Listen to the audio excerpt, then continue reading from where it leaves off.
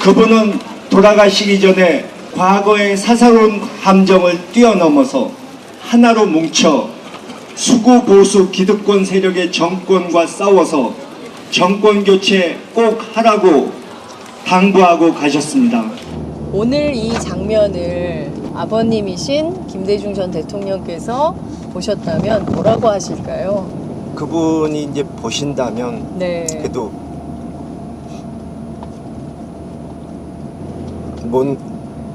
못난 아들이 처음으로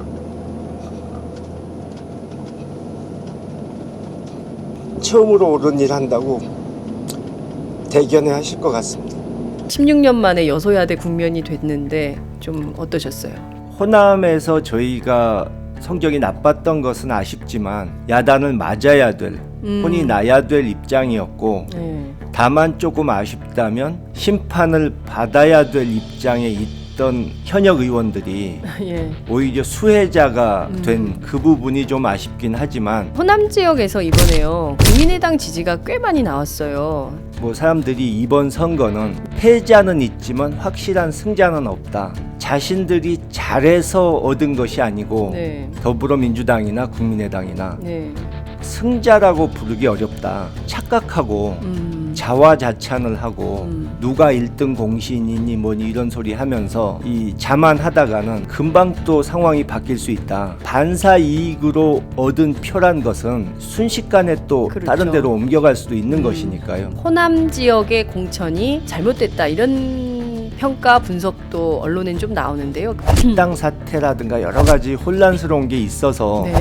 부득이한 사정이 있었던 것은 사실이지만 이렇게 공천을 늦게 정하고 그나마 늦게 온 분들이 약해 보이는 네. 그런 후보들이 많이 나오니까 유권자들 입장에서는 아 이거 뭐 더민주가 호남을 포기했구나 이런 오해를 하시게 된 거죠. 문재인 전 대표의 망월동 묘역 참배할 때 두 분 같이 계셨는데 그때 저희가 유일하게 생방송을 했던 언론이에요. 망월동 묘역 참배하는 장면을 지켜봤던 야권 지지자들이 쫙 모여들어서 지지표가 결집된 것이 윈지 컨설팅의 박시영 부대표에 따르면 한 3%의 지지율 상승 효과를 낳았다 이런 분석을 하고 있거든요. 문재인 대표께 근데 네. 결정을 확정을 못 하신 상태에서 저도 오셔야 된다고 건의를 드렸는데 네. 그 이유는 정치공학적으로 뭐 이익을 얻고 뭐 손해를 보고 이런 계산을 떠나서 네.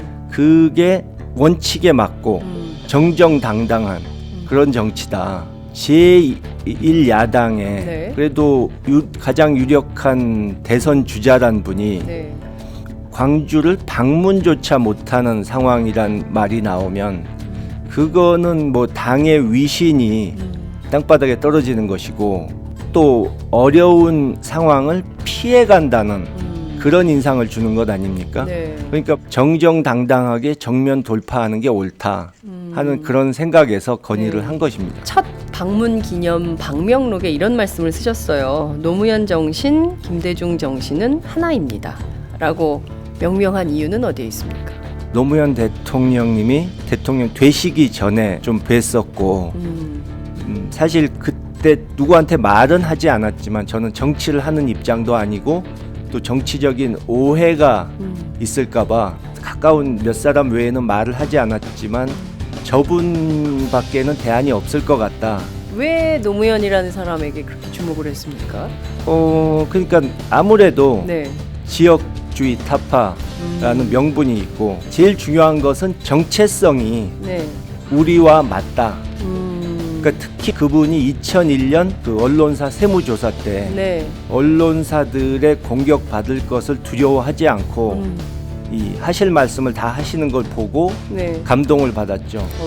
근데 같은 시기에 가장 유력한 주자라고 했던 이인재 씨는 네. 입을 다물었거든요.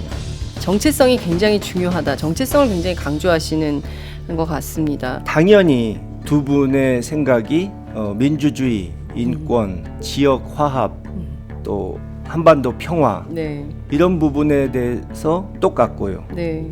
지금 뭐 국민의당으로 간 분들이 네.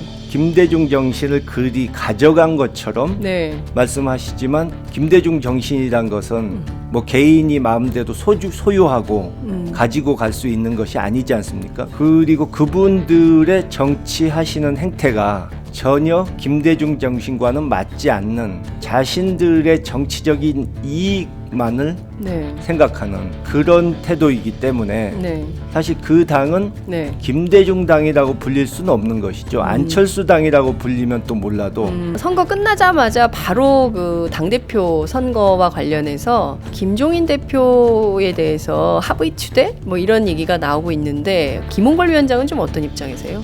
뭐 지금 합의 추대론이 나왔다가 전당대회 연기론 네. 이렇게 나오는데 지난번 그 비례대표 공천 파동 때 당원 당규상 안 된다고 그래서 네. 불가능한 일이다 네. 해서 취소했던 것처럼 네. 제일 중요한 것은 네. 제가 누차 말씀드렸지만 당의 주인은 당원과 지지해 주시는 유권자분들인데 그분들의 의견이 서둘러서 전당대회를 해서 네. 새로운 대표를 뽑고 새 출발을 하라는 것인데 네. 지금 이 국면에서 제일 중요한 거는 김종인 대표의 입장이기도 한 것 같은데요.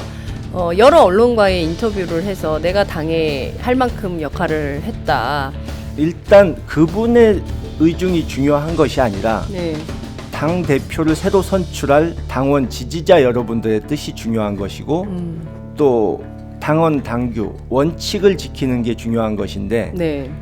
비대위를 처음에 구성하고 그분을 모셔다가 전권을 드렸을 때도 네. 사실은 엄격히 따지자면 당원 당규대로 한 것이 아니고 편법을 쓴 것인데 네.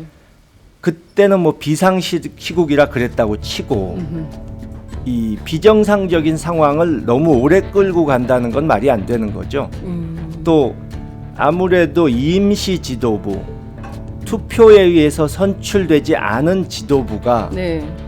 이 당을 이끄는 데는 네. 여러 가지 한계가 있을 수밖에 없기 때문에 비상 상황이라 비상 대책위를 더 오래 해야 된다. 네. 그것은 이 틀린 말이고 네. 그렇게 따지면은 비상 상황 아닌 때가 어디 있습니까? 뭐 내년으로 미루자 하면 내년 네. 그땐 또 대선 전국이라 비상 상황이라고 할 수 있는 것이고 많은 분들이 이번 선거에서 김홍걸 위원장의 역할이 상당히 컸다.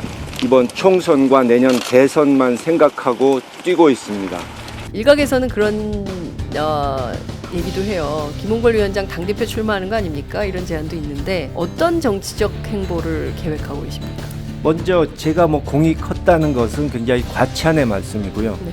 왜냐하면 저는 제가 나가서 과연 얼마의 효과를 얻었는지 전혀 스스로 잘 모르고 있거든요. 왜냐하면 네. 정치인으로서 아마추어고 제대로 조언을 해줄 분들이 없었기 때문에 그냥 표적이 어디 있는지도 모르고 암흑 속에서 막 총질한 기분이라 그 중에 몇 개나 표적에 명중을 시켰는지 네. 저도 알 수가 없어요. 좀 전에 뭐 당대표 말씀하셨는데 그거는 아이고 저는 정말 초등학생이 네. 대학교 가겠다는 얘기고 네. 그렇게 한다면 네.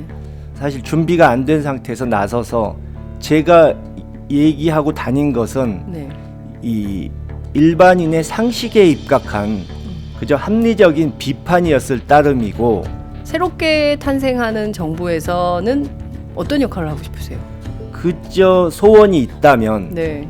그 남북 관계 개선을 위한 음흠. 한반도 평화를 위한 네. 그런 일은 해보고 싶습니다. 왜냐하면 이제 저희 아버지께서 네.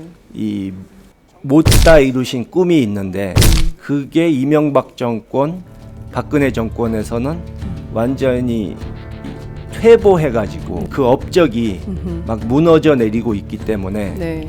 이제 그것을 다시 복원하는 또 그리고 발전시키는 네.